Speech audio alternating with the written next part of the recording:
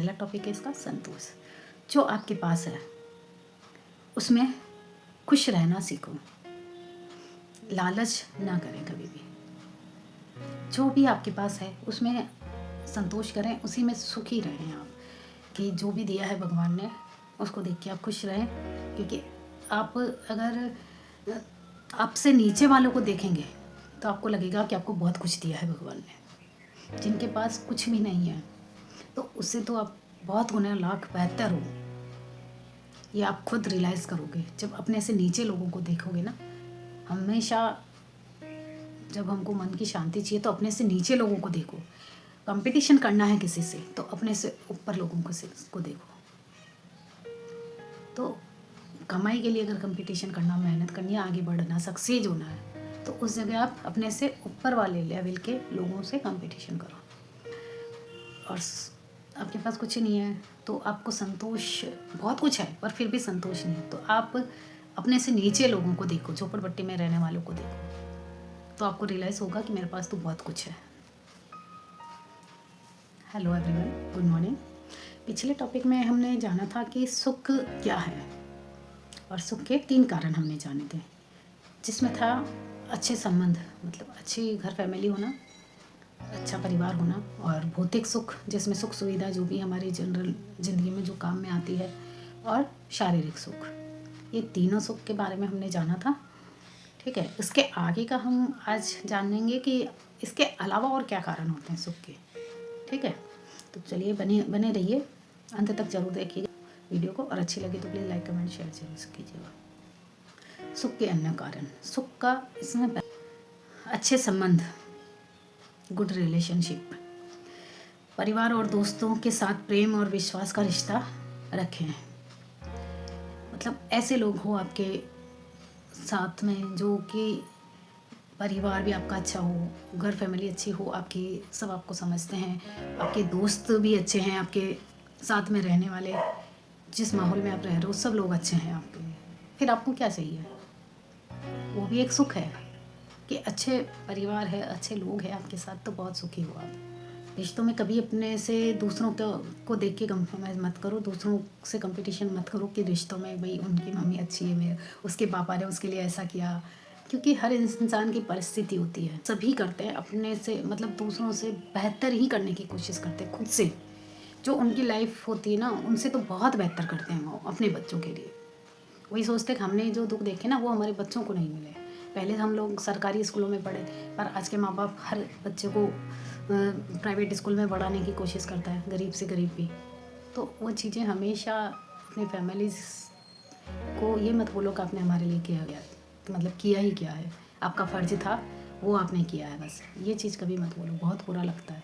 क्योंकि जब आप इस कंडीशन में पहुंचोगे ना, जब आप, तो आपको एहसास होगा ये चीज़ कि कितनी तकलीफ़ होती है। जो माँ बाप पूरी ज़िंदगी कमा कर अपने बच्चों पर, खुद पे खर्च नहीं करते हैं बिल्कुल, पर अपने बच्चों पर सब कुछ खर्च कर देते हैं, अपने बच्चों पे के लिए सारी सुख सुविधा, खुद शायद फटे कपड़े में रह जाएंगे, खुद पुराने कपड़े पहन लेंगे होली दिवाली पर, बच्चों को दीपावली पे ज़रूर ला के देते हैं। तो कभी भी ये चीज़ मत सोचो।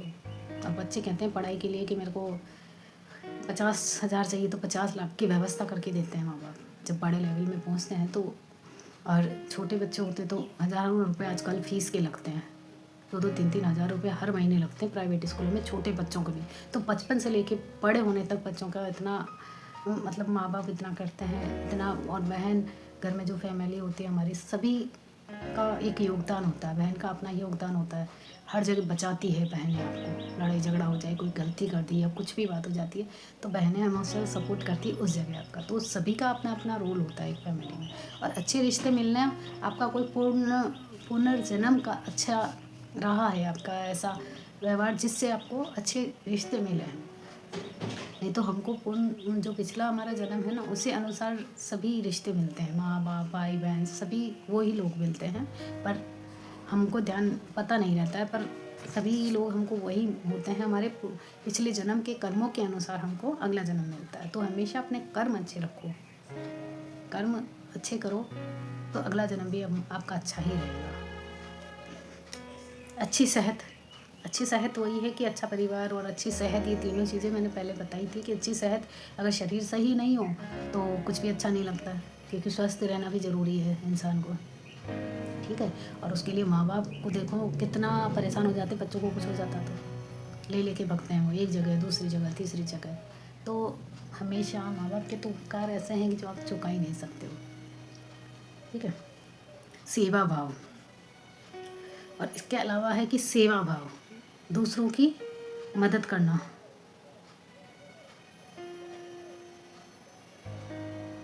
दूसरों की मदद करके जो सुख की अनुभूति होती है ना, वो इन सुखों से भी बहुत परे होती है, बिल्कुल हटकर होती है। बहुत ही सुख की अनुभूति होती है जब हम कभी किसी का और मतलब सेवा भाव कई तरह की होती है। सेवा भी बहुत तरह की होती है। सेवा में जैसे कि किसी का के साथ कोई अन्याय हो रहा है, आपने उसको जाके बचाया, कोई बेवजह किसी पे जुल्म कर रहा है, आपने उसको बचाया, तो वो भी एक सेवा है। कोई भूखा है, उसको आपने खाना खिलाया, उसके लिए व्यवस्था की आपने, उसको जो भी आपने उससे बन पाया आपने किया उसके लिए, वो सेवा है। कई लोग खाना खिलाते हैं, लंगर लगाते हैं, तो वो सेवा भाव है। और सेवा कई प्रकार की होती है सेवा भी, तो मैं इसमें 2-3 टॉपिक ही बताऊंगी अभी आपको। तन की सेवा, जैसे आपके शरीर, आपके हाथों से आप किसी आश्रम में, किसी गुरुद्वारे में, जैसे किसी आश्रम में किसी की मदद करना, जैसे मंदिर गुरुद्वारा में सफाई कार्य करना, यह भी एक सेवा है, ठीक है। अपनी बुद्धि और ज्ञान, शिक्षा और कौशल से लोगों को मार्गदर्शन और सहयोग करना, यह भी एक सेवा है।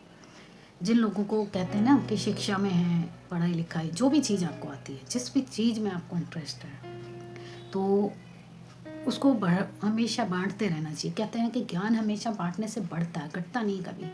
आपको कोई भी चीज़ आती है ना, तो आप उसको बार बार दोहराते रहोगे, लोगों को सिखाने के माध्यम से, लोगों को बताने के माध्यम से आप बार बार दोहराते रहोगे, तो आप उतना ही ज़्यादा इंटेलिजेंट होते जाओगे। और आप इंटेलिजेंट हो तो आप लोगों में ये चीज़ें बांटोगे ना, तो बहुत मतलब उसका बहुत ही अच्छा फ़ायदा भी होता है कि खुद भी हम भूलते नहीं। अगर आप पढ़ लिख के सब कुछ छोड़ देते हो, कुछ नहीं करते हो, तो जो पढ़ाई लिखाई होती है ना, वो भी भूल जाते हैं। आज हमारी मम्मियाँ वगैरह हैं जो घर में हाउस वाइफ है, जो बहुत पढ़ी लिखी होगी, पर घर उन्होंने कोई काम धंधा नहीं किया, केवल ओनली घर ही संभाला है, उन्होंने घर का ही किया है। तो आज उनसे आप पूछोगे ना, तो उनको बच्चों को पढ़ाने में जोर आता है, वो भूल चुके हैं, उनकी पढ़ाई बेकार हो चुकी है, भूल चुके हैं। तो हमेशा आपको कोई भी ज्ञान आता है, जो भी चीज़ आपको अच्छे से आती है, तो वो चीज़ें आप ज़रूर से सिखाओ। लर्निंग देते रहो, उससे खुद की भी बढ़ती है। हमेशा सीखते रहो और सिखाते रहो, यही जीवन का लक्ष्य होना चाहिए एक इंसान का। मतलब लक्ष्य यही होना चाहिए कि हमेशा हम कुछ अच्छा करें किसी के लिए। उससे आपके सिखाने से किसी, अगर गरीब बच्चों को आप पढ़ाते हो, जैसे आप पढ़े लिखे हो, अब घर में बैठे हो, आसपास में झोपड़पट्टी है या छोटे बच्चे हैं, गरीब है, या कुछ ऐसे परिवार है जो लोग नहीं कर सकते, मतलब अच्छे स्कूल में नहीं पढ़ा सकते हैं, सरकारी स्कूल में उनके बच्चे जाते, तो आप कम पैसों में उनको कोचिंग लो, कम पैसों में आप पढ़ाओ उनको। तो हमेशा एक ही फ़ायदा ये होता है खुद को, कि आप खुद नहीं भूलोगे, और दूसरी बात ये होती है कि सामने वाले बच्चों को फ़ायदा मिलता है, तो उनके माँ बाप भी आपको दुआ देते हैं, और कम में आप पढ़ा देते हो तो आपका भी हाथ खर्च चलता रहता है। 2-3 फ़ायदे होते हैं उससे, और सेवा की सेवा हो जाती है। अगर और सेवा आपको वैसे करनी है, तो 1-2 बच्चे कुछ ऐसे भी मिल जाते हैं बिल्कुल जो नहीं दे पाते हैं पैसा, तो उनको आप उनके साथ फ्री में ही पढ़ा सकते हो, उसके लिए आपको अलग से टाइम नहीं निकालना, वो आपकी सेवा भी हो गई। तो हमेशा ध्यान रखो सेवा कि ये चीज़ें करते रहो आप। धन सेवा, आपकी कमाई बहुत अच्छी है, बहुत अच्छा कमा रहे हो आप, लाखों रुपए आपकी कमाई है, जिस होती है बड़े लोगों में। बहुत लोग हैं ऐसे जिनके बिजनेस होते हैं बड़े बड़े, तो वो लोग सेवा करते भी हैं। खैर, जैसे वो गौशाला में भी देते हैं, ज़रूरतमंदों को भी देते हैं। अपने जैसे पुराने कपड़े हुए तो लोग बाग फाड़ देते हैं, ज़्यादा नहीं पहनते, पैसे वाले लोग होते तो उनके नए के नए कपड़े रहते हैं, 2-3 बार पहने और बस बेकार हो गए उन लोगों के, तो वो लोग गरीबों को जाके फुटपाथ पे दे देते हैं। ज़रूरतमंदों को खाना की व्यवस्था करना, और ज़रूरतमंदों के लिए जो संस्थाओं में दान देते हैं, कई लोग गौशाला में दान देते हैं, गायों के लिए, पक्षियों के लिए डालते हैं। तो हमेशा अगर आपके पास धन प्राप्त मात्रा में है, तो दान देने से कभी भी धन घटता नहीं है, ये चीज़ हमेशा ध्यान ध्यान रखना। आप 1 पैसा खर्च करोगे, 2 पैसा आपके पास आएगा, और कीड़ियों को कीड़ी नगरा ज़रूर डालना चाहिए। कीड़ियों को कीड़ी नगरा डालें, पक्षियों को डालें। अगर आसपास में कोई जलाशय है और मछलियाँ हैं तो मछलियों को ज़रूर आटों की गोलियाँ बना के डालें, बहुत अच्छा रहता है। उससे धन का आगमन आता रहता है, धन के स्रोत खुलते हैं, ना कि कमी होती है कभी धन में। आपके पास ऐसे ही पर्याप्त मात्रा में, पर और आप जितना बांटोगे ना, जितना आप दान करोगे, और उतना ही आपके पास अधिक मात्रा में धन प्राप्त होगा। पर हाँ, दान करके कभी भी ढिंढोरा नहीं पीटना चाहिए। ज़्यादातर हो सके ना तो कुत्ते ही दान करना चाहिए। किसी को कहना नहीं चाहिए कि मैंने ये किया, मैं ये करता हूँ, मैं ये ऐसे करता हूँ, मैं रोज़ ये करता हूँ, मैं गाय को रोटी देता हूँ, मैं रोज़ कीड़ी नगरा डालता हूँ, या मैं पक्षियों को वो डालता हूँ। आपका कर्म आप करते रहो, कहने से कुछ नहीं होता। हाँ, रास्ता दिखा सकते हो। कोई भटका है और जिसके पास ऐसा पर्याप्त है तो आप उसको कह सकते हो, भाई ऐसा क्या करो, तुम भी पक्षियों को दाना डाला करो। तो उसमें कोई वो नहीं है। पर हाँ, ये नहीं है कि हमने किसी को 2 पैसा दे दिया, ये खर्च कर दिया, या किसी के को हमने भूखे को खाना खिला दिया, फिर आके हमने बोला घर पे सबको बोला, जितने लोग मिल रहे हैं, जितने को हम ढिंढोरा पीट रहे हैं। मैंने एक आदमी मिल गया था, उसको खाना खिलाया, बेचारा भूखा था, ऐसे वैसे। और मेरे साथ तो अक्सर ऐसा हुआ है कि मैंने काफ़ी मतलब लोग बाग में, मेरा मन ऐसा है कि मैं कोई भी आता मेरे सामने, तो मैं एक बार क्या हुआ कि हम सामान लेने गए थे मार्केट में, सामान लेने जाते थे शॉप का। तो कहीं पे मेरे को ये खड़े करके कोई दुकान में चले गए थे, तो मैं वहाँ पे खड़ी थी, काफ़ी देर इंतज़ार कर रही थी इनका। तो एक आदमी आया, हट्टा कट्टा था, अच्छा भला। अब आके बोलता मुझे, मैडम भूख लग रही है, मुझे खाना खाना है, मुझे पैसा दे दो कुछ। मैंने कहा मैं पैसा नहीं दूँगी, क्योंकि शक्ल से मैंने कहा दारू पिएगा भी जाके। मैंने उसको पैसा नहीं दिया।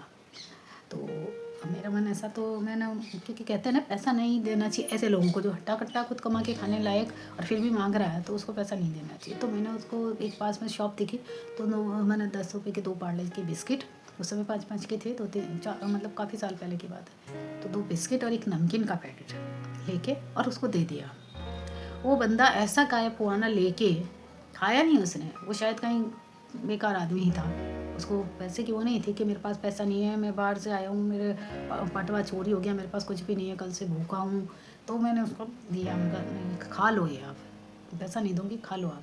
तो उसने वो गायब ही हो गया वहाँ से, लेके ऐसा फरार हुआ वो कि पता ही नहीं कहाँ गायब हुआ। फिर मैं देखती रह गई, मैंने कहा खाया नहीं। मैं कहा ऐसा भी, मतलब ये लोग भी बेकार है, ऐसे लोगों पे भी भरोसा करने में भी डर लगता है कि काफ़ी लोग ऐसे भी मिल जाते हैं मेरे को। तो हमेशा ऐसे लोगों को दो जिनके काम आए, और अगर वो उसके कर्म है। मैंने तो अपने हिसाब से अच्छा ही किया, फिर खाने के लिए दे दिया, मेरे से मांगा तो मैंने कोई बुरा नहीं किया। वो उसके कर्म उसके साथ है, उसने बेचा, खाया, क्या किया मुझे नहीं पता। शायद मेरे हिसाब से कहीं बेच दिया होगा या क्या किया होगा, मुझे नहीं पता। यही है। तो ये भी एक मतलब सुख होते हैं कि हम दूसरों की सेवा करें, निस्वार्थ भाव से करो। सेवा करते हो तो निस्वार्थ भाव से करो हमेशा। कभी भी ये मत करो कि भाई मैंने इतना कर दिया, ऐसा कर दिया, तो वो सब व्यर्थ हो जाता है। आपने सेवा की और फिर आपने गिना दिया ना, मैंने गायों को चारा डाला या मैंने ऐसे किया, तो वो सब व्यर्थ हो गया आपका। किया कराए पे सब पे पानी फिर गया आपके, उसका कोई फ़ायदा ही नहीं है। ठीक है। चलो, आपको मेरी वीडियो कैसी लगी? अच्छी लगी हो तो प्लीज़ लाइक, कमेंट, शेयर ज़रूर से करना। और फिर मिलेंगे इसके आगे का टॉपिक, मतलब इसमें और है टॉपिक, बड़ी हो जाएगी वीडियो, तो अगले वीडियो में हम बात करेंगे और टॉपिक पे विस्तार से। तब तक के लिए बाय, टेक केयर।